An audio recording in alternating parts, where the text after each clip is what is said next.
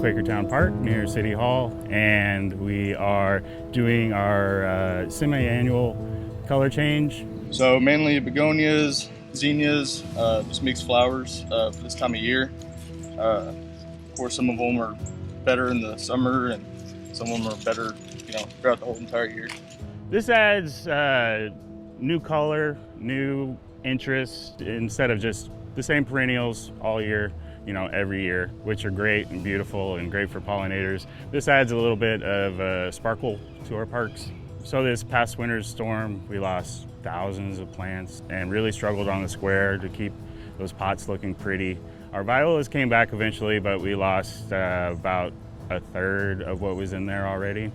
I've been with the city of Denton for 2.5 years. I love making our parks beautiful. I've been with the city a little over 5 months now. Started in this position and been loving it ever since.